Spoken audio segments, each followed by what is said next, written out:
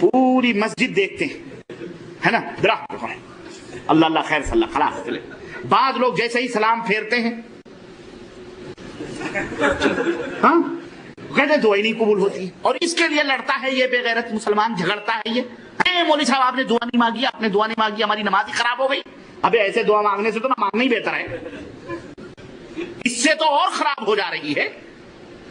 تو ایسے نہ رہو، ایسے نہ بنو میرے عزیز میرے بھائی. مسلمان بنو، مسلمان اللہ کی قسم، وہ مسلمان جو قرآن کو مطلوب ہے، وہ مسلمان جو نبی کے حدیث کو مطلوب ہے، وہ مسلمان بنو. دنیا کو جو مطلوب ہے وہ مسلمان نہ بنو. اللہ اور اس کے رسول کو جو مطلوب ہے اس طرح سے مسلمان بنو. اللہ تعالی ہمیں اس کی توفیق عطا فرمائے. تو ایک حضرت عبد الرحمن بن عوف، اللہ 300 بکریاں، کتنی؟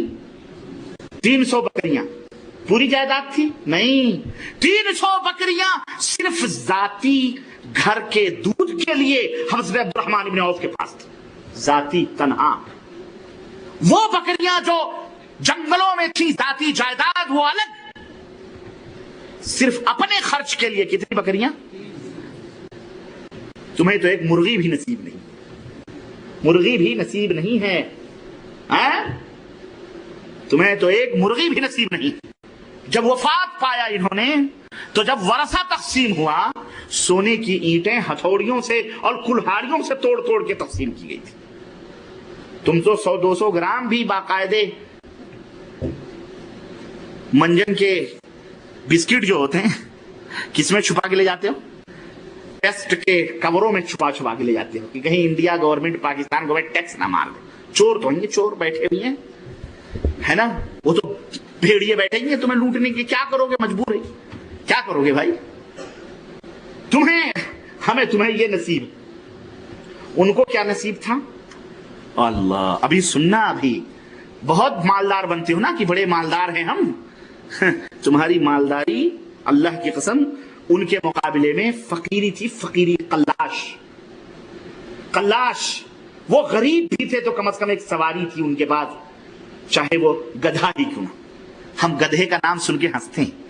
ایک صاحب بتانے لگے کہ آج کل اس قدر جہالت عام ہو رہی ہے کہ کسی نے حضرت معاذ ابن جبل کی وہ حدیث بتلا دی کہ اللہ کے نبی اپنے گدھے پہ سوار تھے اور ان کے پیچھے حضرت معاذ ابن جبل بیٹھے تھے. تو وہ مسلمان بھارتی اٹھ کے کھڑا ہو گیا اور کہا گستاخ رسول، ہمارے نبی کو گدھے پہ بٹھا رہا ہے، ہم ایسی حدیث ہی نہیں سنیں گے. سوچو، یہ حال ہے، یہ حال ہے ان کی جہالتوں کا. اور وہی 2 ٹانگ کا جانور پٹ پٹ کرتے جائے گا.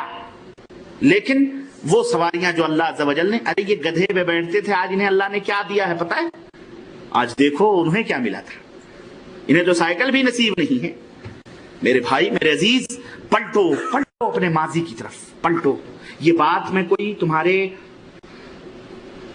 یعنی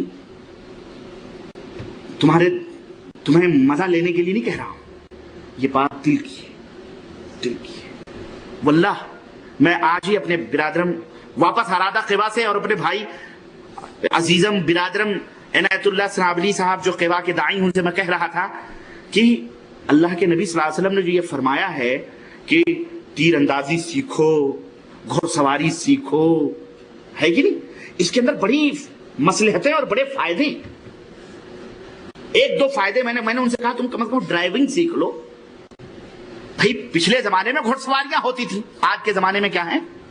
تو کم از کم ڈرائیونگ سیکھ لو. کبھی اللہ تعالیٰ جہاد کا موقع دے گا انشاءاللہ تو کم از کم ٹینک تو چلا سکو، گاڑیاں تو چلا سکو، کچھ نہیں کم از کم مریضوں کو ایک جگہ سے دوسری کو منتقل تو کر سکو، اپنی بہو بیٹیوں کو لے کر کہیں جا تو سکو.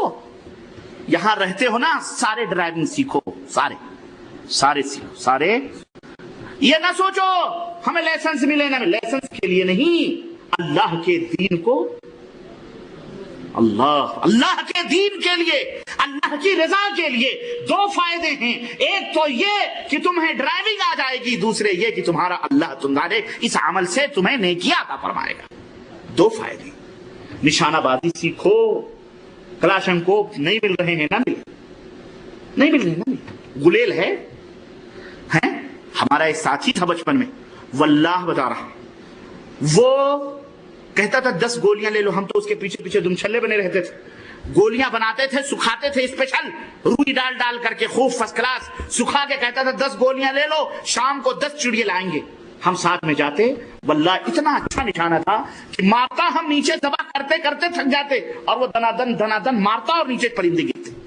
और जनाब अली जबा करके किसी बाग में जाकर लकड़ियां उकड़ियां तोड़कर, नमक मिर्ची जेब में होती थी, भून के फर्स्ट क्लास खाते थे। वल्लाह फायदा देखो, फायदा तो 2 फायदे नहीं 3 फायदे। एक तो नबी करीम सल्लल्लाहु अलैहि वसल्लम के फरमान कि रिमाया सीखो, रिमाया निशानाबाजी। एक फायदा यह है कि तुम्हें निशाना आ जाएगा। अगर गांव या शहर में या मोहल्ले में चोर चक्के, आतंकवादी, दहशतगर्द घुसे, कहीं पोजीशन संभाल के 50 गुलेल लेकर के, कच्चे की गोलियां आती ना लोहे की या उसकी शीशों की, लेके बैठ गए, ना कोई आवाज है ना कोई पटाखा है, और दे दनादन आंखें फोड़ते जाओ। वल्लाह बता रहा हूं क्या मजा आएगा, है कि नहीं। कहीं भी जेब में लेकर के, ब्रीफकेस में लेकर के चलते फिरो, कोई पकड़ने वाला है क्या? है भाई, गुलेल है।